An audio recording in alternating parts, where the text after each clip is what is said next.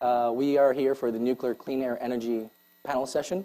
My name is Gary Martinez. I actually work for Duke Energy as one of the electrical engineers at the power plant in Southport, but I will be the moderator for this session. Before we begin, I want to make sure that all the cell phones and pages are on silent or off, just to minimize distractions. In the case of an emergency, the doors are behind you. We'll leave calmly. And if you feel ill for some reason, please let your neighbor know so we can check up on you in case after the presentation. So thank you. We're all here this week because we have been celebrating and learning about nuclear science. Nuclear science has had a profound effect on all of our lives, from new technologies to healthcare and to carbon-free energy generation. Nuclear science continues to strive for a better tomorrow. Today, in this moment, we celebrate one of the greatest gifts that nuclear has to offer us, which is nuclear energy.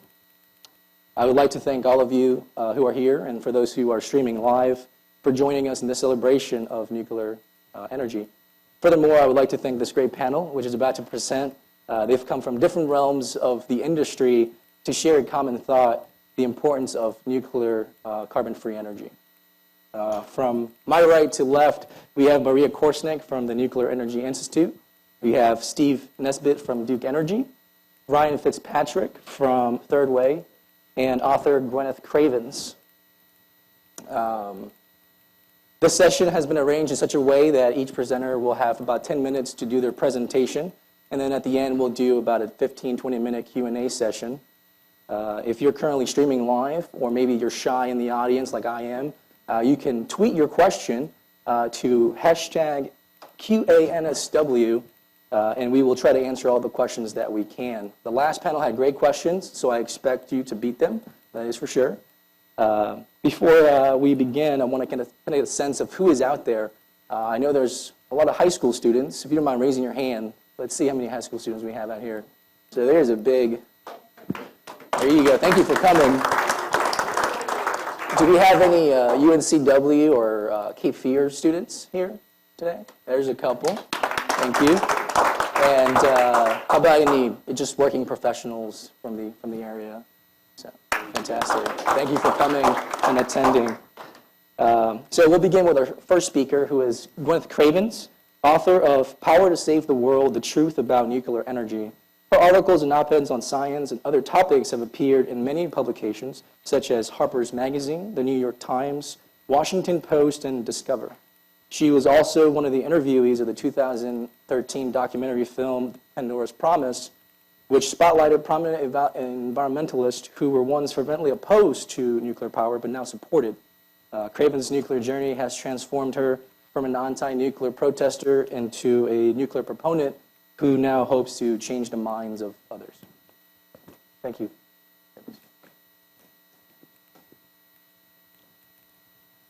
Well, this is a favorite verse of mine from Albert Einstein, and we'll continue to look deep into nature because that's where we all came from and where nuclear power came from. And this is another favorite quote of mine from Niels Bohr about the relentless goal of science is the gradual removal of prejudice. And Richard Rhodes, who's a mentor of mine and wrote The Making of the Atomic Bomb and other nuclear-related books, spoke about prejudice and belief unsupported by prejudice. So one of the really big deals is how many people on Earth lack access to electricity. And you can see the lifespans of the regions without electricity, 43 years. With some power, 50. Fully electrified, 70, 85, like the way we live here. So electricity from nuclear power is what I want to really hone in on because it's cleaner and safer than all the others, other ways of making electricity. Clean air, clean water, better health situation, better lives for women and children, and for education. And a lot of the world, women, girls don't get an education because they have to haul water from the nearest river or creek, and they don't go to school. And so stronger economies can come out of electricity. And this gives you the world energy picture, and you can see, and nuclear is just 17% at this point. Most of the fuel that runs our world is from coal, gas, and oil, which of course produce fine particulates, which cause thousands of deaths annually worldwide. And so talking about anthropogenic carbon dioxide emissions from your favorite coal plant or your favorite oil field or whatever, you can see the result of this kind of way of making electricity. It produces stuff that we're learning now, and in more recent years, is causing not only global warming, but just if you don't want to believe in global warming, and some people don't, it looks to me, and a lot of scientists I know, that it's really happening. But if you just put that aside and think about your family and your children and so on, and the fine particulates from these fossil fuels, think again, because nuclear power does not emit those things. So these are some of the results of carbon dioxide. This is in China. This shows you how bad the air pollution is in these places. We think we have, New York City used to look kind of like this sometimes, but it's cleaned up quite a lot. So back to clean, safe nuclear power and what they provide in terms of clean air electricity, 62.4%. That's significant. And there are some other clean sources, hydro, of course. Wind and solar are very popular these days, and I don't have anything against them, but they are not anywhere near being a substitution for nuclear power. And then we have fossil fuels versus nuclear energy, another table that shows the number of deaths per terawatt hour from different forms of electricity provision, and nuclear has the very lowest level per terawatt hour. Outdoes hydro, wind, solar, etc. And worldwide, we're looking at this nuclear having the smallest carbon footprint and the smallest environmental footprint. On my journey through the nuclear world, from being anti-nuclear to pro-nuclear, this was a real surprising moment to see just about how important nuclear power is in terms of clean energy.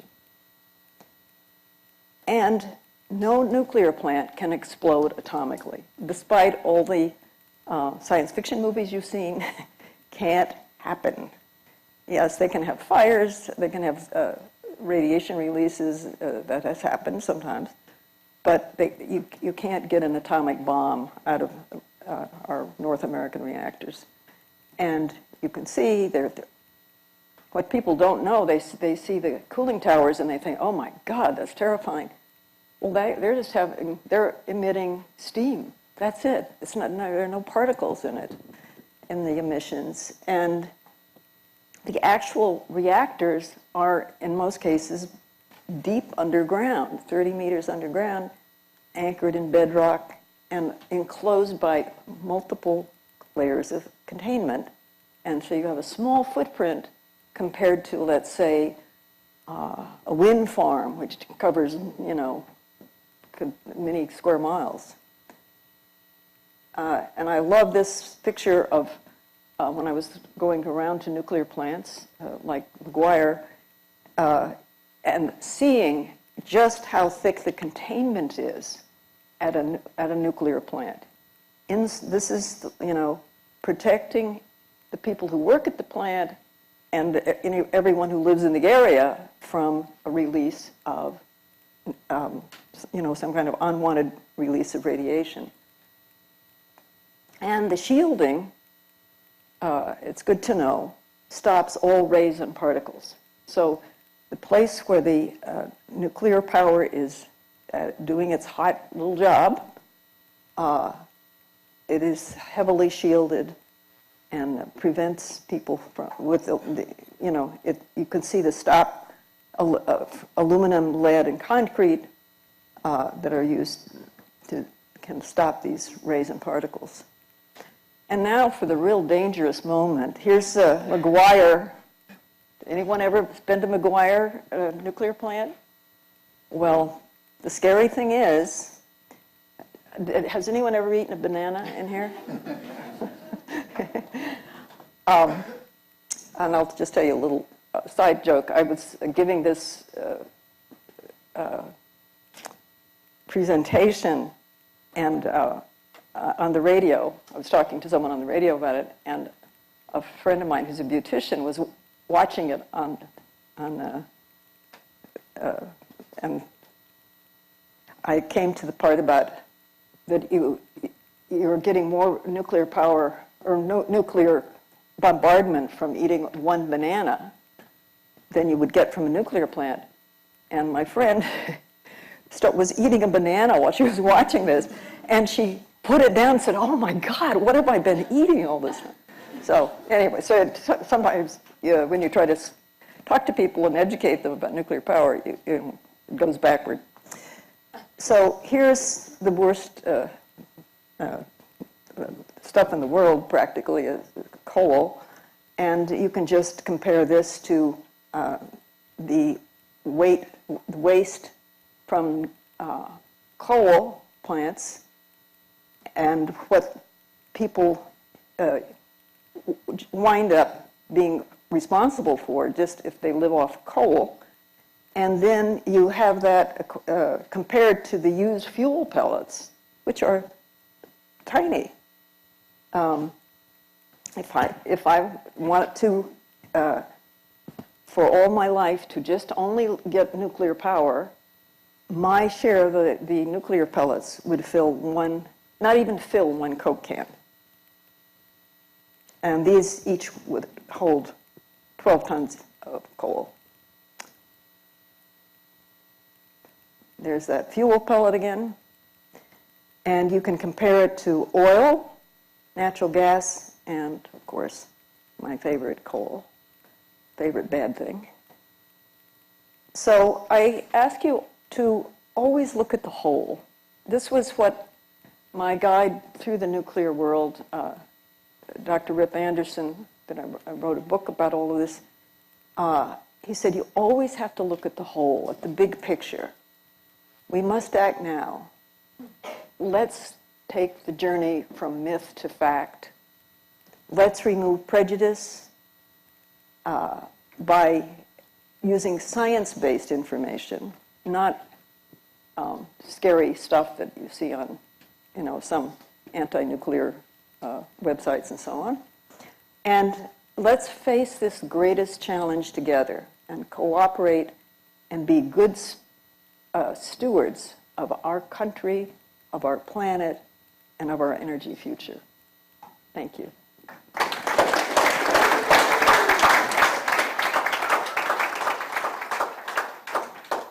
So that was Gwyneth Cravens. Thank you again for that presentation. My pleasure. Our next speaker is going to be Ryan Fitzpatrick, Deputy Director of Clean Energy Program at Third Way. Ryan oversees the organization's deep decarbonization efforts, including work on advanced nuclear technologies, carbon capture and storage, and alternative fuels and vehicles. Across this portfolio, Ryan's efforts are focused on developing and promoting policy solutions that thread the needle to meet America's climate and economic growth. Thank you, Ryan. Great, thanks. Thanks, Gabe and Derek and Melanie for putting this on. This is a fantastic event. It's really exciting to see a lot of young people getting interested in this type of topic.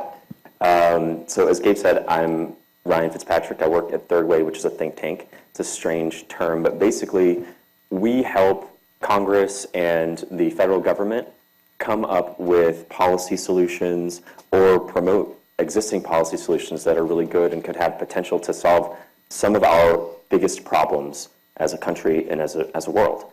And there isn't a problem that is bigger or more urgent than climate change. And that's what my team focuses on. It's easy for a lot of us, and I do this and have done this throughout my life, to hear about climate change. We know that it's bad, but we might think about it as something that's going to happen a long ways in the future, and it might be happening to people that are far away from us. But that's getting harder and harder to hang on to as a mindset as we see more and more reporting on what is happening on the ground right now and just how severe things are impacting us right here at home. Do any of you guys recognize, do you know where this is? You recognize this intersection? So across the river from the battleship, right by the Riverwalk. This is an event that really makes the idea of a changing climate and damages really feel real and feel like they impact me. I'm not from Wilmington, I'm from the other side of the state. I grew up just west of Asheville in Transylvania County, and we are having our fair share of problems too as a result of climate change. And when it happens to you and happens to your home, it makes a difference. It's difficult even for climate scientists to pinpoint and say this flooding or that forest fire or that hurricane was caused only by climate change. That's challenging. It's just not the way it works most of the time. But what they can do is look at trends. And to see very clearly what's happening right now, we know that these disasters are getting more damaging and they're happening a lot more frequently. So I thought this was really interesting. This is a chart. Sorry, there's a lot happening here, so I'll explain. This is a chart that shows a handful of cities up and down the East Coast. And it shows the number of days that each of them was flooded in an average year, okay? And it shows it over time. And in every single one of these cities, this goes from the 1950s to 2015, in every single one, we see a drastic increase in days of flooding. And none are more dramatic than right here in Wilmington. So Wilmington's second from the bottom. And in the 50s and 60s, the average was 1 day of flooding per year. In the 70s and 80s, that jumped up a little bit to 6 days. In the 90s and the aughts, the early 2000s, that went up to 22. And then just between 2010 and 2015, it's been 49 days of flooding on average per year. So it's pretty evident that we are heading in a very dangerous direction. And we're going to need some pretty big solutions to start getting ahead of this problem. We know what our targets are, okay? We know that we need to get our emissions down by about 80% overall. And in the power sector, we're probably going to have to get them as close to zero as possible. And this all has to happen by 2050. It might sound like a long ways away.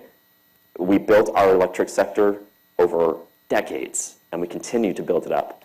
And these decisions take a long time to plan and move and execute. So this is something we have to start right away. As Gwyneth said, a lot of people, when they think about low-carbon solutions, and that's what we're going to need, we're going to need an almost entirely low-carbon or zero-carbon grid by 2050. A lot of people think first about renewables, like wind and solar. They have a lot going for them. There's a lot of public enthusiasm around them. They're growing. They're still a very small amount of the electricity we generate, but they're growing very fast, okay? And their cost is coming down. But they have some huge challenges. A lot of that comes from the fact that they are variable. We can't control when they're going to produce energy and how much they're going to produce. We can't control when the sun's going to shine. I don't know, maybe some of you guys can. Some have some of these X-Men powers. But when the sun's going to shine, when the wind's going to blow, we have no idea, right? So that doesn't jive well with the way we use electricity and the way we need it. We need it when we need it. So there are some efforts underway to try and minimize some of those challenges. Maybe there are ways that we can store that electricity and use it during, at night when the sun isn't shining. But those have a lot of challenges in and of themselves. And there's no guarantee that they're going to work out. And there's definitely no guarantee they're going to work out to get us out of trouble by 2050. Okay, so it's a high risk to put all our eggs in this one basket. That's why it's really important that we have clean sources of electricity that can also generate power reliably when we need them. That's something that, it's important here. It's really important in the developing world, as Gwyneth was talking about. And there are places where, large swaths across Latin America, Africa, Asia, where there's a lot of energy poverty, and people are just now starting to see opportunities to bring in industries, and technologies are taking hold. But all of this really boosts their energy demand. And they're not going to wait around for the wind to start blowing or the sun to shine in order to do what they need to do to bring people out of poverty. That doesn't make sense for them. So unless we give them options that can generate that power they need, lots of it, and when they need it, that is clean, they're going to go with the dirty option. They're going to keep building hundreds and hundreds of coal plants. And if that happens, we can kiss our global climate plans goodbye. Sorry to be so stark about it, but this is a pretty stark topic. But there is reason to be hopeful. As I said, renewables are part of a solution, but we do have an answer to that. We do have a technology. Sorry, I'm supposed to skip through here. This is some of the smog that, as Gwyneth was showing in China. We do have a technology that can provide that type of power that's clean, but it's there when you need it. And we have been working on this and using it for decades, long before we even knew that it was important to have low-carbon sources of electricity. Okay, so our nuclear energy industry really got started back in the 50s. And back then, there were a lot of technologies that were under review, but one, the light water reactor, was appealing to the U.S. Navy. And they were looking for a reactor that could power ships and submarines, and they put all their weight behind it, and the federal government put a lot of weight behind it, and industry kind of followed around that, and we developed an infrastructure to build those types of plants. And so today, that's what all of our commercial operating plants are. They're based on this design, this light water reactor, and they're fantastic. And Steve's going to, and I'm sure Maria will talk a little bit more about that, but they do provide gobs of power. On average, you could say each reactor is maybe a gigawatt capacity, and they can power a whole city. Okay, and they provide power full blast all the time. They have the reliability that we need, and there's a lot of opportunity for them to keep growing, especially in the developing world. But we also need to look at, are there opportunities that we're leaving on the table by having just one model of a nuclear reactor? Are we leaving some customers out? Okay, so is there something we could do if we had maybe an advanced reactor design, something a little bit different? Here's one idea of what it could look like. Could we get some more customers to the table, get more nuclear out on the grid, and instead of dirty fossil fuels? Okay, so what if we had reactors that were all different sizes? So maybe there's a place that doesn't need a whole gigawatt of power, but they could benefit from having a smaller reactor, something that's maybe a quarter of the size. Or what if we had reactors that were even smaller than that? And you could use them to power things that are not even connected to electricity grid. There are no power lines that go there, right? I'm talking about something like a mining operation or oil and gas production or some isolated villages that we have even in the United States, in Alaska, but in many parts of the world. These places, they use one of the dirtiest ways of producing electricity. They use generators, diesel generators, and those produce not only a lot of carbon emissions, they produce a lot of the other very harmful and health hazardous emissions that Gwyneth was talking about. Okay? So if we had reactors that were even smaller, we could maybe bring nuclear to those communities and those markets. What if we had reactors that didn't have to run all the time? They could ramp up and down the amount of electricity that they produce. Maybe those would fit better in some certain parts of the grid where there are a lot of renewables that also ramp up and down, and it could help balance those. So, there are ways that we can continue, in addition to light water reactors that we build today, there are ways that we can continue to get even more nuclear on the grid.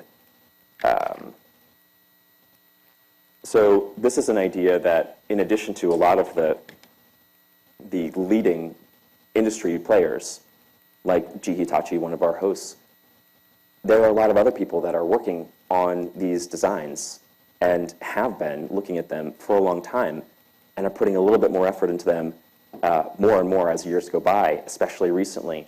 This is something that you have major corporations, but then also a lot of young entrepreneurs, many of them inspired by climate change and trying to fight it. They're coming right out of grad school, and they're starting companies to try and build some of these technologies.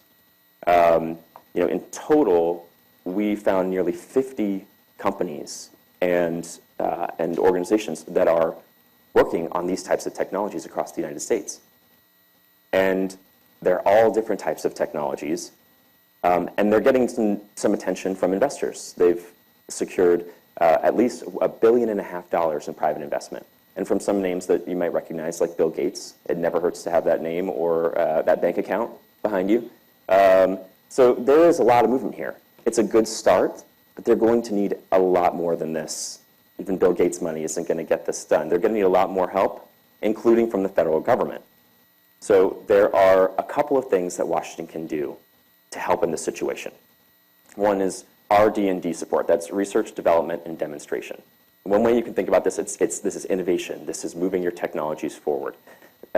It's maybe having an idea and then testing it out, improving it, and then constructing a small model of it to prove that it works. This is something that we have a lot of fantastic resources already at the federal government to help with. We just need to be utilizing them better to help some of these private sector companies get over the finish line and get their products out to market. Another big issue I call here licensing pathway. So every reactor, before it can get built in the United States, it needs to get a license from the government. So it's kind of like you need to get a license before you can drive a car. In this case, this is the federal government, and it costs a whole lot more money and takes a whole lot more time. But it's important, and it's a way that we ensure safety. Okay? But right now, the organization of the government that gives these licenses, the Nuclear Regulatory Commission, they're very accustomed to working on light water reactors. They're not accustomed to working on some of these new designs, and they're very different. So we don't want to see these reactors get all the way through the innovation process and then get stuck and never be able to get licensed, okay? Or to fold and lose their investors before they can get over the finish line. So we see a lot of activity, despite people talking about stagnation and nothing gets through in Washington. The White House has been supportive of this and hosted events to try and figure out how we move the ball forward. The Department of Energy created a whole new program to do a lot of that R&D stuff that I was talking about and open up our national labs to some of these private companies so they can utilize those resources. The Nuclear Regulatory Commission, they're already making plans and figuring out what are we going to need to do in order to get ready for when these applications come our way. And then in Congress, there are 5 bills that are moving through. Usually, if a bill gets introduced, it just sits there. In the past year, 5 bills have already gone through committee. Some of them have passed in the House or the Senate. And they do a lot to address those problems I was talking about for advanced nuclear, but also a couple of them help with our light water reactors, our existing fleet, which is really important. And then one of the presidential candidates has even mentioned the need for investment in nuclear innovation, which they have a lot of things they need to talk about. For this issue to rise to the top of that, it's pretty encouraging for us. So why is nuclear breaking through when most things seem to get stagnated and people, usually just Republicans or Democrats, fighting against each other? That's the way we tend to see Washington.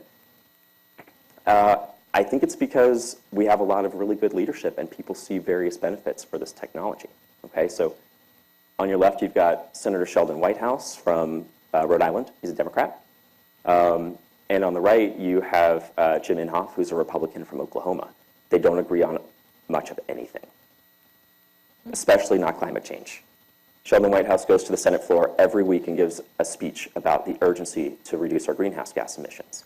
Jim Inhofe, despite the scientific evidence, is still not ready. He's skeptical of climate change.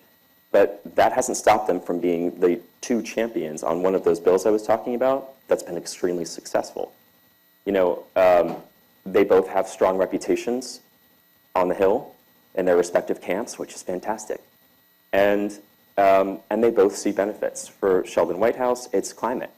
And for Mr. Inhofe, it's reliable, affordable electricity. So it doesn't necessarily matter why they're doing it. It's just great that they're doing it. Zooming out, big picture, climate change is a massive problem, and we're running out of time. We're going to need all of the tools that we already have for clean energy, and we're going to need to start creating some new tools. So that's why, as I said, it's just really exciting and encouraging to see bright young people that are interested in nuclear, and we need that. We need people that are going to support the valuable technologies we have today, but also create the technologies we're going to need tomorrow. So no pressure, no pressure. It's a small job, but thank you all for being here and for your interest.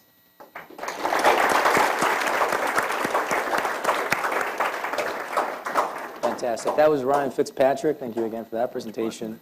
Our third speaker is going to be Steve Nesbitt.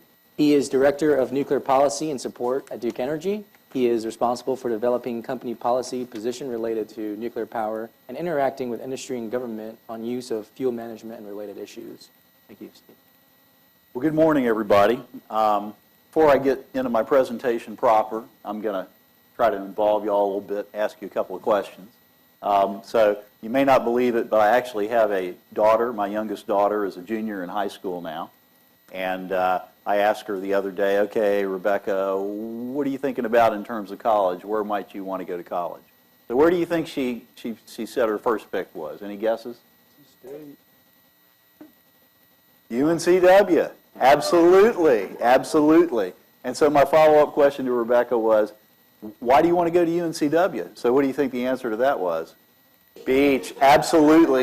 Y'all are sharp. You, Dad. Yeah. I'm okay with that because I spent some time yesterday and today getting to know some of the students here at UNCW and the beautiful campus, and I think it'd be a great choice. I hope it goes through that way. So I have a challenge for y'all. The previous panel had some really great questions, so I'm going to breeze through my presentation. We're going to get to questions, and I want y'all to ask some really good ones and really hard ones for all of the panelists here. Oh, that's me. What do you know? So that's a picture of the 6 nuclear plants that we operate at Duke Energy. What I'm going to do, a quick overview of Duke Energy. I'm going to try to bring some of the things that Gwyneth and Ryan talked about down to the perspective of one energy company that makes a lot of electricity, and that's my company, Duke Energy. I'm going to talk about what we're doing to promote clean air, and I'm also going to give a little retrospective flashback to one of my heroes and a great man in this industry, Bill Lee, who led our company back in the 1980s and 1990s. So here's a picture and some stats about Duke Energy, and I won't go through all this except to say we're a really big company. We make a lot of electricity. That's our main job. We also have, due to a recent merger, we're also very involved in natural gas. We operate our regulated utility of providing electricity mainly in North Carolina and South Carolina, not all of those states, but large portions of them. We also operate in Florida, in Ohio, Kentucky, and Indiana. Our nuclear program is centered, as we're about to see, in North Carolina and South Carolina. So where is the closest Duke Energy nuclear power plant to here? I see, what do you think? Southport, absolutely. We have 2 units in Southport, 2 General Electric boiling water reactors. General Electric is a big supporter of this event, Nuclear Science Week, and they're also a great company in the nuclear industry. So we have 6, 3 in North Carolina. In addition to the 2 units at Southport, we have a unit near Raleigh called Harris. We have 2 near Charlotte at McGuire Nuclear Station. Gwyneth showed a picture of that earlier. We have the Oconee units. There's actually 3 in northwest South Carolina, and we have a 2-unit plant south of Charlotte at Catawba, and another 2-unit plant, a 1-unit plant near Hartsville at Robinson.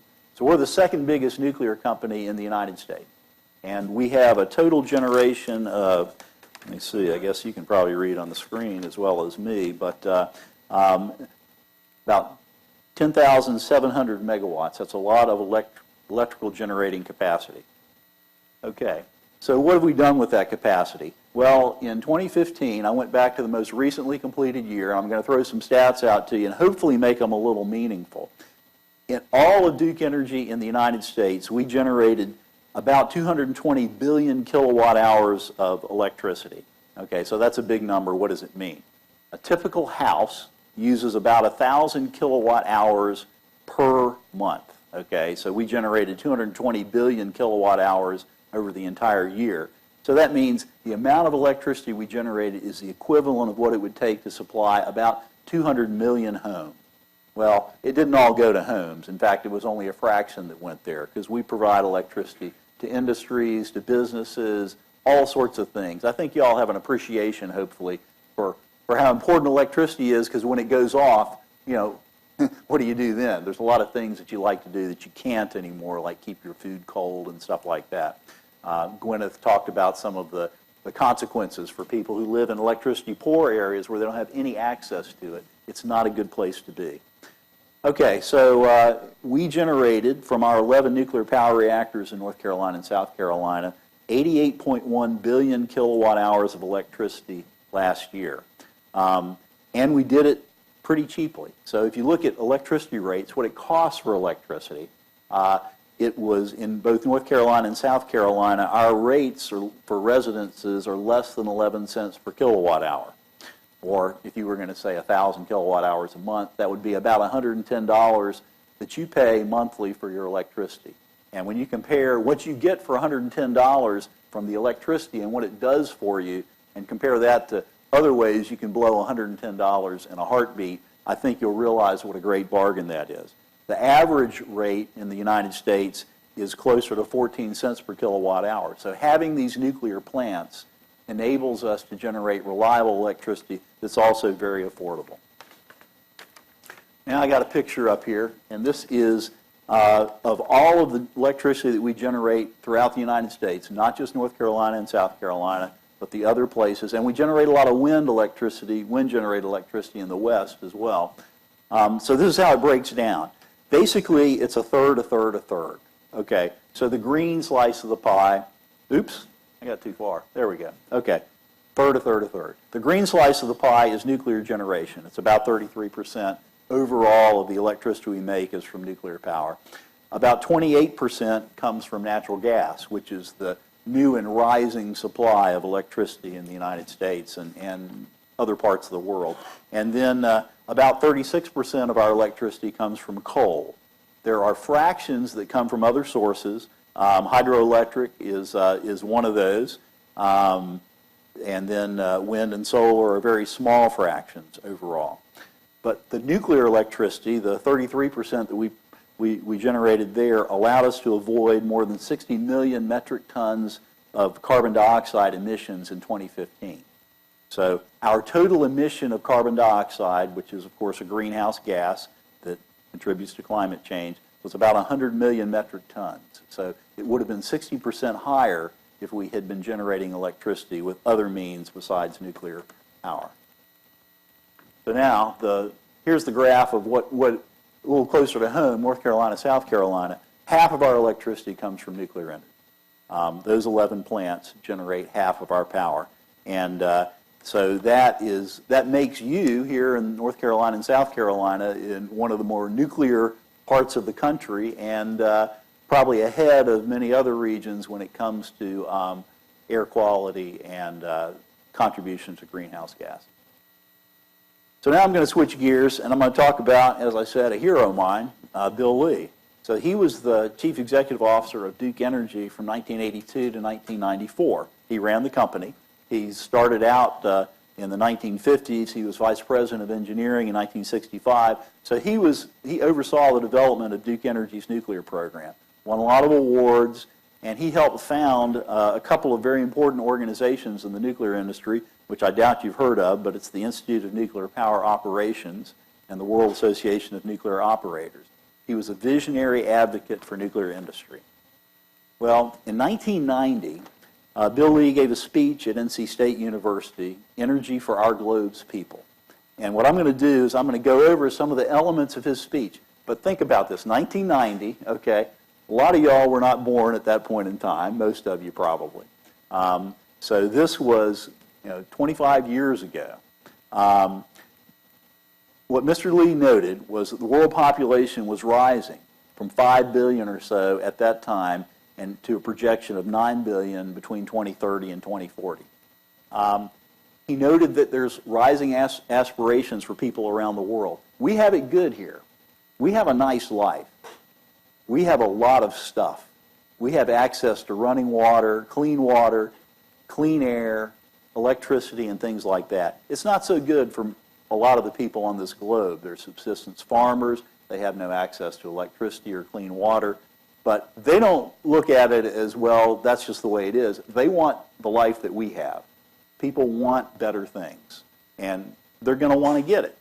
So what Mr. Lee did is he said, okay, let's assume that looking forward to 2030 to 2040 time frame, that worldwide the population has a standard of living that's approximately half as good as it is in the United States today, which corresponds to a per capita GNP, or gross national product, of about $8,800. And he further assumed, he said, okay, we know that in order to have things and live this good life, it takes electricity. How much electricity does it take? He said, let's assume that we can do it a lot more efficiently. Instead of 0.66 kilowatt hours per dollar of GNP, let's say we can do it twice as good, and we'll be 0.33 kilowatt hours per dollar of GNP, which is a revolutionary improvement, but let's assume we can do that. Okay, well, we're going to have a lot more people, they're going to need a lot more electricity, so the required electricity production in the 2030-2040 range, 26.4 trillion kilowatt hours of electricity. A lot of electricity. Compared to the current at the time was about 9.9 trillion. So an increase of between 2 and 3 times in the amount of electricity we produce. So Mr. Lee, being in charge of a power company, said, how are we going to do this? So he looked around, he said, okay, fossil fuels. There's a lot of coal, but there's a limited amount, but there's still a lot in the ground. There's oil, but there are concerns with the availability of that resource, but even more, the environmental consequences of burning fossil fuels, which has come into greater and greater focus since then. Then there's renewable electricity, solar, wind, geothermal, etc. Unfortunately, there are practical limitations to how you can deploy that, how quickly you can deploy it. You've got intermittency, which Ryan referred to. It's not always available when you need it if the sun's not shining and the wind's not blowing. There's land use concerns. It's very diffuse, spread out. It takes a lot of land to generate electricity this way. Environmental concerns, impact on wildlife, etc. So Mr. Lee's conclusion was the only way to accomplish what should be our goal, which is to raise the living standards of people around the world, not just here in the United States, and protect the environment, is a great expansion of nuclear energy.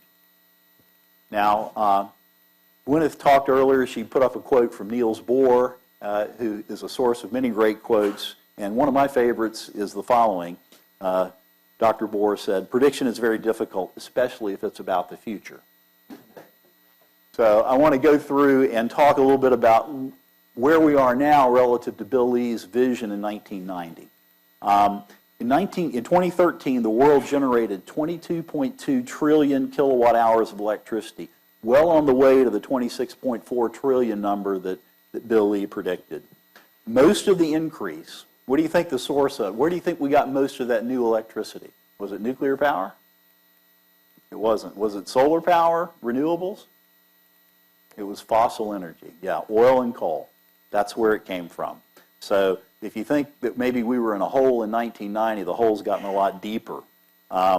Nuclear power did increase significantly, almost doubling, but coal went up from, fossil fuels went from 6 trillion kilowatt hours to 15 trillion kilowatt hours, a market increase. Renewables is on the chart now at 1.2 trillion kilowatt hours. Most of that is wind and biomass, not including hydroelectric power. But, and the improvements in efficiency, some of them have been realized, but we still have a long way to go. So we're still grappling with the problem. Where's the population? Unfortunately, the population increase is on track. We reached 7 billion in 2011, and we're projecting 8.5 billion people on the globe in 2030. So,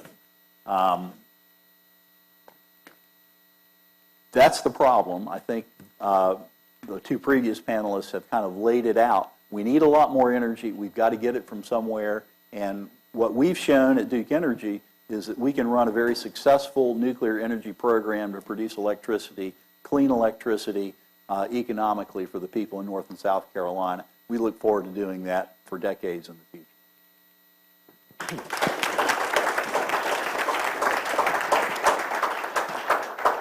Thank you, Steve. That was Steve Nesbitt again. Next up, we have our last speaker, Maria Korsnick, Chief Operating Officer at the Nuclear Energy Institute. Maria Korsnick has an extensive nuclear industry operations and executive experience. Currently in her role, she is responsible for all of NEI's divisions. Prior to joining NEI, she was the Senior Vice President of the Northeast Operations for Exelon, where she was responsible for overseeing day-to-day operations of Exelon's 3 nuclear stations in the Northeast region. But most importantly, it's been recently announced that she, starting January 1st of 2017, will start her new role as President and Chief Executive Officer of the Nuclear Energy Institute. So congratulations. We're excited for you, and we look forward to see what you're going to accomplish. So, Maria. Okay, no fair clapping until I have something good to say, right? Well, thank you very much for the kind introduction. Much of what I have in my talk has been said, and so I'm going to go rather briskly through my slides. I'm sensitive to the time, and I really want to give you guys time to ask questions because it's really more about what you have on your mind. I'll just share a little bit of a personal note. It was really when I was your age, for those of you that are here in high school, that I got interested in nuclear power. I wanted to share that with you because I don't want you to feel that it's too young, if you will, to kind of really get started and say, hey, what do I want to do when I grow up? I'm not sure that I'm grown up yet, but it was about many, many years ago when I was in high school. At that time, something called 3 Mile Island. Today, if you hear TMI, you think of too much information. But when I grew up, TMI meant 3 Mile Island, and they had a nuclear event there. And so it sort of got on my radar screen. What is this thing about nuclear power? I don't understand it. I want to know more. And so from there, I studied nuclear engineering in college. When I got out with my nuclear engineering degree, I started out as an engineer at a plant, much of like the plants that you discussed here. The plant I went to was Calvert Cliffs in Maryland. And I was 17 years at that plant. I got my senior reactor operator license. I worked in the control room for a number of years. I worked myself into management. I became a site vice president, and I ran a facility, and then I became a chief nuclear officer, and I was in charge of 5 reactors at 3 different locations. And it's that background that I bring with my history to the conversation today. I'm happy to answer questions that you might have on the operational side for nuclear. About a year ago, I came to the Nuclear Energy Institute. I made that decision because I'm very passionate about nuclear for all the reasons that you heard on the panelists before me. And yet, as a nation, I look at the decisions we're making and not so much, right? So for all the good that nuclear is bringing, I'm not seeing that reflected in our policies. I'm not seeing that reflected in the number of new things that we're building, for example, and I want to make a difference in that. And so that's why I'm in D.C. now, working very much, as some of the earlier folks told you, trying to influence that policy and as a nation to get us to make more strategic decisions on our energy. This first slide that I'll show you, this is a time-lapse picture of the world at night, really reinforcing that the areas that you see are dark are people that don't have electricity. And that's about 20% of the world population, over 1 billion people, as you heard earlier today. The areas that are in red, if you can notice the areas in red, are actually where they're building nuclear plants today. So we are building a few here in the United States. We have some going up in Georgia as well as in South Carolina, a total of 4 currently under construction. But the majority of the new build of nuclear plants that's occurring right now is outside of the United States, and you can see that reflected here. Nuclear does bring a lot to the picture. I don't want to repeat too much what you've heard today, but the real value of nuclear is that it's 24/7, it's always on, it's clean energy. If it was your job to run the electric grid, and we said, okay, I want you to run it, be real good with it, make sure everybody gets all that power that they want, you'd realize that your job was one of balancing that power. So when those windmills start up and when the sun starts shining, you have a surge of power, you need to be able to balance it. And in order to do that, you need some power that's always there that you're able to modulate and able to work with. And that's why what we call base load, you need some base load plants that give a lot of energy into the electric grid so that you can actually use it to balance the grid, if you will. And that's one thing that nuclear brings to the table that's carbon-free, but 24/7, always on, and it's very strong and good for grid reliability. And how well do you think those plants run? Well, if you looked at the United States fleet for all of last year, the capacity factor, meaning the amount of energy that we produce over what could be produced, 92%. Okay, 92%, that's huge. Okay, normally if you're going to hear something about solar or wind, it's going to be down in the teens in terms of a capacity factor, right? So very solid operations. We should be very proud of the men and women that run our plants today. Very high safety standards, very high reliability. This graphic just quickly shows what you've heard earlier. Over 62% of the entire United States carbon-free electricity comes from nuclear energy. You can see the other statistics. The next one in line there is hydropower. So hydropower is another very good carbon-free source of electricity. But you either sort of have it or don't. You can't really invent a dam in too many places. And so I think we've maximized our opportunity for hydropower. And then the smaller contribution, again, for solar, wind, and other carbon-free sources. This graph is a quick depiction of the scale of nuclear. So what this graph shows you is if you didn't produce that energy from nuclear, but instead you produced it, let's say, from gas, how much additional carbon dioxide would you have made? In other words, this says nuclear saved you how much carbon dioxide because it didn't get it produced from fossil fuels. And then you can see also for the other ones listed. So that's a huge amount. Even though you hear a lot about wind and you hear a lot about solar, you can see it hasn't really saved us that much in carbon dioxide. Why? Because it just doesn't run that much. It just doesn't contribute that much. And part of the reason is, and you heard it earlier, you need a lot of space to produce the same amount of energy. So for 1,000 megawatts, which is a general average size nuclear plant, 1,000 megawatts takes up roughly a square mile. Okay, roughly a square mile for that. To produce 1,000 megawatts from solar, how much do you think it would be? 1,000 megawatts. How many square miles? Yep, 100. Okay, half of that. So 50 square miles, roughly. So for the 1 square mile I needed for a nuclear plant, now to do the same thing with solar, I'm up to 50 square miles. Okay, how many square miles if I'm going to put in my wind farm?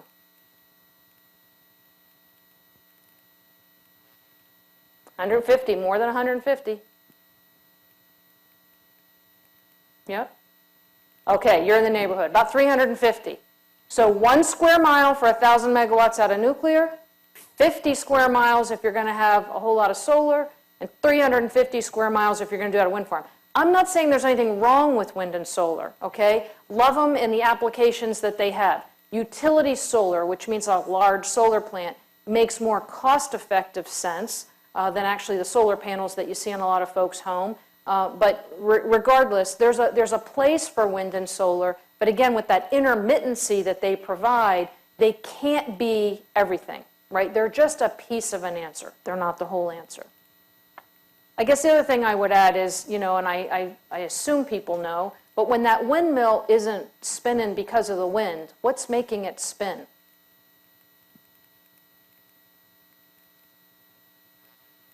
Anybody know? They're gas backup. So for that windmill, if you're not using it with wind, but you want that to go, it's a gas backup, right? So when we say that it's carbon-free, well, it is when the wind's blowing, right? But if you're going to use a gas backup for that, maybe not so much, right? So you got to be careful to make sure that you understand that whole picture. These are just some quick statistics. You can read them there on the screen. This just says, really, when you have a nuclear plant, what are we bringing to the table? In the United States, we employ about 100,000 people full-time, and we also have people that we bring in, let's say, for refueling outages, et cetera. That number goes up to about 475,000. And we pay lots of taxes. State tax local tax, federal tax, and I think you see the number here, $8 billion. It's actually a little higher than that. It's closer to $10 billion. Okay, so what do we see for the future of nuclear? Many of you might hear about plants that are challenged in the marketplace today. They are. It's because our markets, and I mean markets meaning when we sell electricity into that market, the markets today are not designed to care about carbon, so you may or may not care about it, but the markets don't care about it. As a result, there's some unfavorability in the market because there's certain things, for example, that wind and solar get that give them the ability to go and bid very low into the market and still make money because they've received some subsidies. As a result, it's sort of pushing nuclear out of the market. One of the things that would make that sort of equivalent is if we actually looked at the carbon contribution. So there's lots of conversation right now, but as the markets exist today, carbon is not valued by the market. And that's a real challenge for some of the plants that many of our plants operate in. So you'll hear conversations about nuclear and some of the nuclear plants having potentially the opportunity to shut down. So that's something that we're working through to make sure that the markets accurately reflect the value that we bring to the market. But even with that, obviously, we look ahead, and you heard a conversation earlier, hey, what about advanced nuclear? What about new nuclear? And we're very excited about what we see. Small modular reactors, reactors that are just 30, maybe 90 megawatts, as he spoke earlier. We see those coming online in, let's say, the 2030 timeframe, late 2020s, early 2030s, maybe advanced reactors into the 2030s, into the 2040s. And so for that vision to happen, we have to lay the groundwork today. So also a lot of what my group does is we work with the Nuclear Regulatory Commission to lay the groundwork to get these new kinds of things licensed. Very optimistic there. And I just encourage you, nuclear is a great conversation, and if you're interested in more information, we're on Twitter, we're on Facebook, we have web pages. I know we send out videos periodically on YouTube. So if you're interested in nuclear and interested to be engaged, I just encourage you to look us up at NEI, Nuclear Energy Institute. And I'll just leave this up with some highlights and high points while we open it up to questions. Take this right.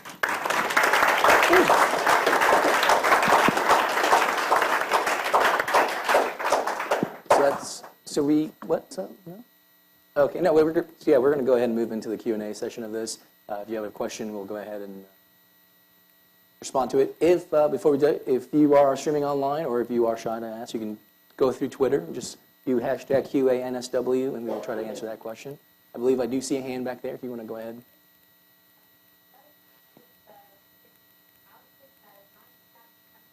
Yes, that includes the refueling outage. The question was the 92% capacity factor.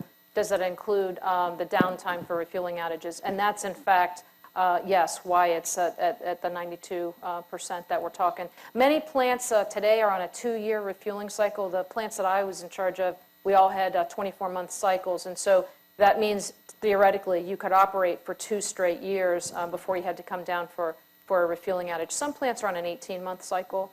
But anyway, that's factored into that 92%. I'll just add that for the Duke Energy fleet last year, we were at 94.6% capacity factor. But who's counting? Fantastic. I see. Oh, see on over there.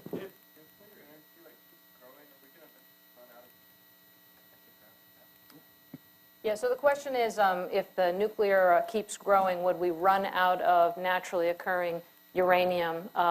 And I would say no, would be the answer to that. So uranium is something that's sort of built in when the Earth was formed. I want to say it's, I don't know, maybe 3% or something in the Earth's crust. But there's places where there's a lot of uranium, and that's where, of course, you have uranium mining. But I would also encourage you to think, for the cycles that we're talking about, when I take that fuel out of a reactor, so it's run for 24 months, and I take it out, how much energy do you think is left in those fuel assemblies? Higher than that. Ooh. Almost 95%. There's almost 95% still usable energy in those fuel assemblies when they're removed. Okay, so what you do when you burn it, you transform what was in. So it started out as, say, U-235, and now you've turned it into, say, U-238. You've turned it into plutonium. The current reactors that we have don't burn that as much, but other reactors could. And in the United States, we don't reprocess fuel, but there's other places in the world that do, like in France, for example. What they do is they take those fuel assemblies apart, and they take all the stuff out and reprocess it, and then build it back into a fuel supply that you can burn. So not only will we not run out of uranium, I would encourage us to think about what we call waste today. I would say one man's trash is another man's treasure. It's really tomorrow's fuel supply, and we'll need to tap into that. You have a question in the back right here.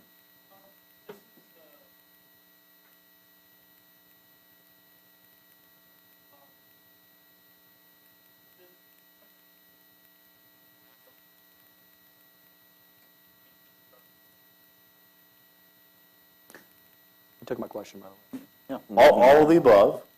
We have applied for licenses for 2 AP1000 reactors in Florida and 2 AP1000 reactors in South Carolina, and we're hopeful that we will receive that combined construction and operating license for both plants before the end of this year. Our actual plans to go forward and construct and operate those plants is contingent on a number of things, including the need for the electricity. The demand in this part of the country is pretty flat right now, so there's not like an imminent need to add to our generating capacity, and also some of the market issues. Now, we're in a regulated market versus a deregulated market, but some of those same issues about the value or lack of value for carbon-free generation will impact the decision that our company makes as to whether to go forward and deploy those reactors.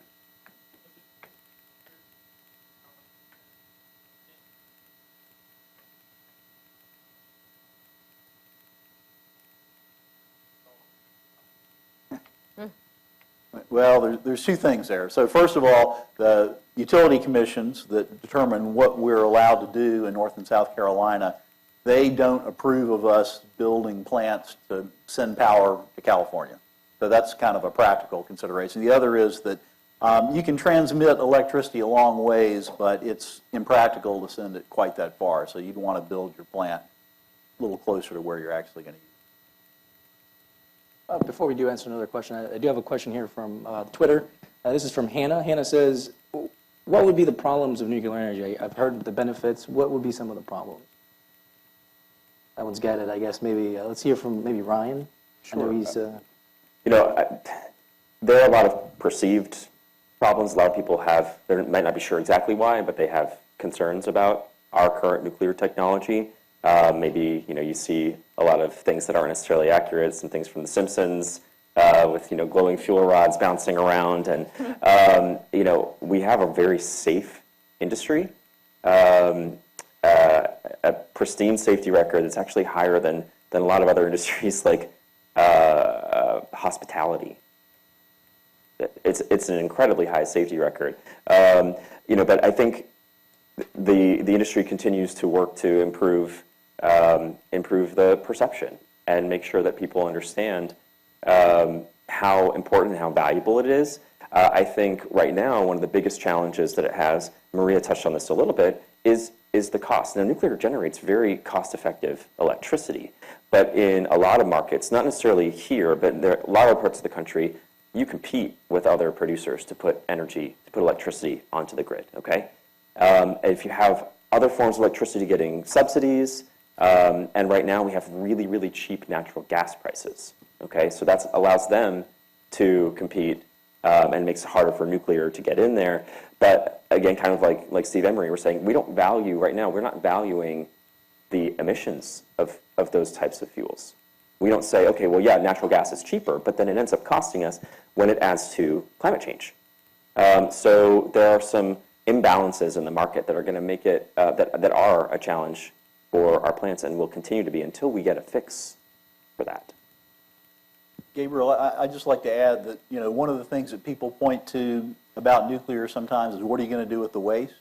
And the fact of the matter is that there is a political impasse in this country right now that has prevented us from moving forward on the ultimate disposal of the radioactive fuel that's produced when you make electricity with nuclear. However, There's other countries in the world who are moving forward briskly in this area, like France, like Sweden, like Finland, and we're very hopeful that as the politics of the issue changes, it's not a technical issue, it's a political hurdle, and we'll get past that and we'll get our U.S. Disposal program working just like they are in other parts of the world. I'd like to add a little something to that, which is nuclear waste is tiny. Yes. Yeah, you gentlemen who work in the business can quote the amount, but that was one thing in my nuclear journey that I found, that I thought of it as massive, like the heaps of coal behind your nearby coal-fired plant here. That's not the case. It's tiny. It is tiny, and can be reused because most of it's still got enough radioactivity to run some other thing or be creative. Right now, we're safely storing nuclear waste on our sites. We have been for decades. We can continue to do that for hundreds of years. But, you know, we need an ultimate solution, and we're confident we're going to get there. I think this kind of brings me to a question that I think kind of we've touched on when we talk about policies. And the question really is, what's more important when we talk about policies? Should we focus on keeping our plants operational, or should we focus on policies that are going to help pave the way to develop new either technologies or new plants in the country? Well, as the person who was talking to us about advanced reactors here, I would say definitely both. This is not a zero-sum game, as I was saying before. We do not have the luxury of being picky about which types of technologies we like most. You know, do I want wind? Do I want solar? Do I want nuclear? Do I want advanced? No. It's yes and. And also, maintaining our existing nuclear fleet is so important to delivering those reactors in the future. If we let our plants go offline, we lose so much of the knowledge and the manufacturing capacity. We lose jobs, we lose expertise that we're going to need to make sure we can move into a new industry and add that new industry onto our balance sheet in the future. So it's definitely both. Yeah, absolutely. Today's fleet is the foundation for the advanced reactors of tomorrow. You have some questions?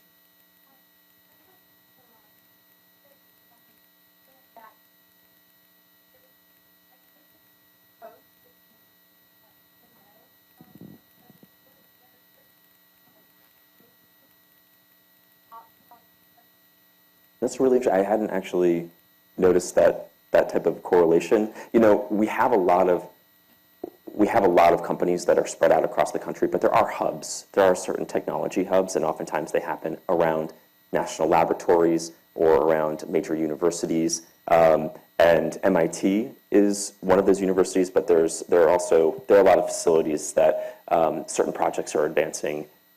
We see, you know, there are fusion activities in California. There are high-temperature gas reactor activities in California as well. So it a lot of times happens in the same way that you get a technology hub for like Silicon Valley for apps. A lot of people will go to that same location because that's where the infrastructure is. So I don't think that there's a particular need in that area for those, but the industry just develops in that way. Let me just throw out that there's a hub right here in Wilmington for liquid metal, sodium-cooled fast reactor that GE, General Electric, designed the PRISM reactor. So right here in your backyard. And so a lot of times, you know, these entrepreneurs will also say, okay, well, there's infrastructure for that. I'm gonna come here too, or I'm gonna try and locate there. So it just happens somewhat organically. Any other questions?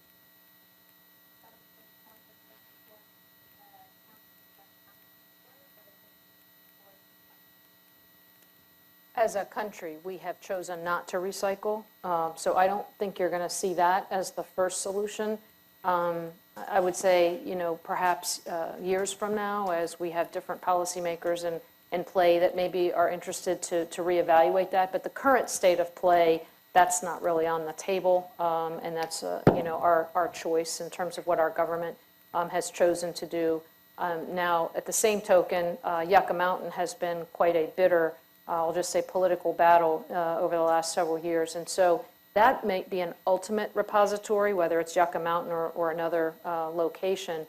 But my guess is, on our journey to Yucca Mountain, in parallel with that, we'll also look at, we'll call interim repositories. And so you'll hear conversations about that I think Texas and New Mexico are both interested examples of places that might want to be an interim facility before the long-term repository is finalized.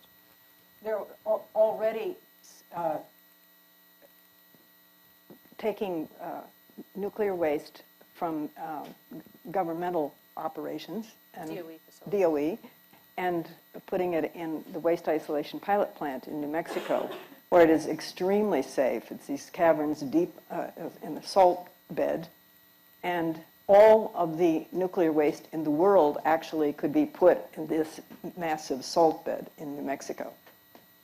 Probably people in New Mexico might not like that, but you could really put an enormous amount of waste there without harming anyone or causing any problems. And it's half a mile below the surface of the earth. I have another question here from Twitter. It's from Jenna. Jenna says, what are the political arguments against reprocessing spent nuclear fuel? I'll take a shot at that. Okay. So a political argument against reprocessing. And you heard a little bit about this if you were in the previous panel discussion. But when you reprocess nuclear fuel, you separate out the highly radioactive fission products from the material like uranium and plutonium that can be reused as fuel. Back in the 1970s, there was concern that when you separate out the uranium and the plutonium, that could be diverted and used for weapons. Well, what we've learned since then is that it's been done on a large scale in Europe, in both France and the United Kingdom.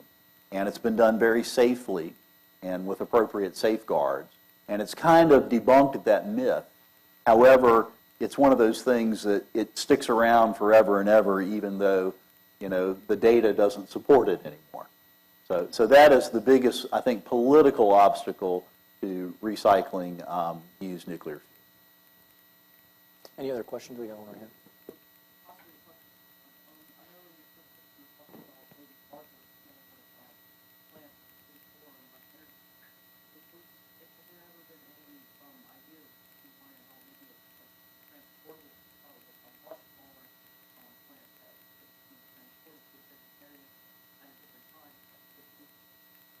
Yeah, I mean, all of those options are on the table, and there are people who have looked at that. This is something that the Department of Defense actually looks at a lot of really cool, innovative ideas like that. And they're trying to, at the same time as they're trying to have their mission-critical energy needs met, and that is first and foremost, getting the job done. But they also have goals of trying to reduce emissions. So is it possible to power a forward operating base that might not be there for 30 years? It might be there for 10. In some cases, we've had ours there for over 15 now.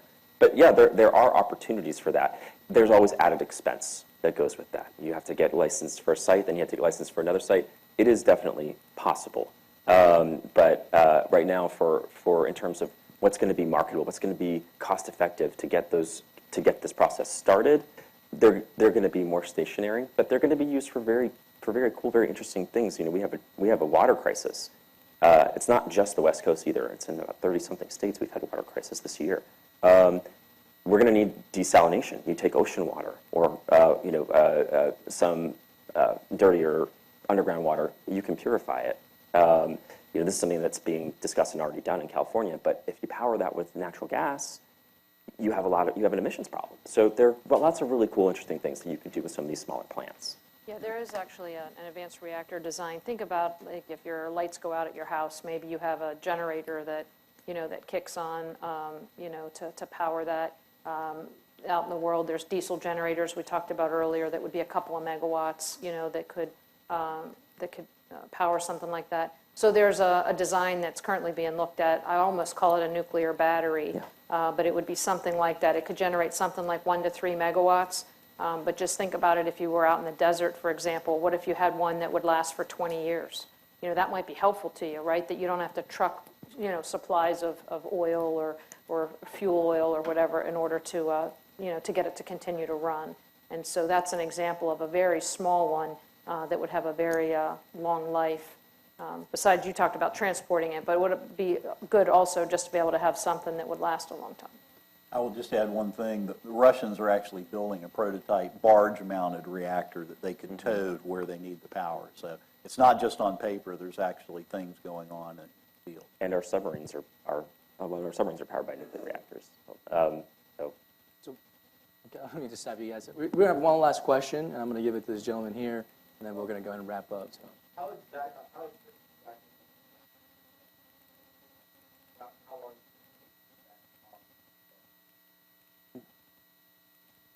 Very good question. Yeah, so we have some currently under construction now, right, in Georgia and in South Carolina, and I'm trying to think what the latest Yeah. tally is. I think I can that. maybe throw some numbers out here that'll be helpful. Generally, for the current reactors that are under construction, the prices are in the range of $5,000 to $6,000 per kilowatt hour, I guess, per kilowatt.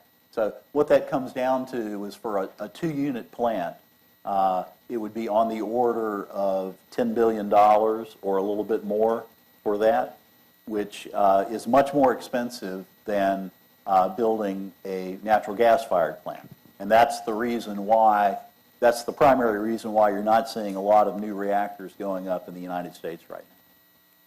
Thank you. Thank you for your questions. I want to thank the panelists for their time and for the presentations. They were fantastic.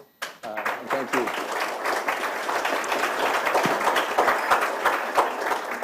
Before you guys do leave, we do have a raffle. I believe Maria is going to go ahead and read the numbers out.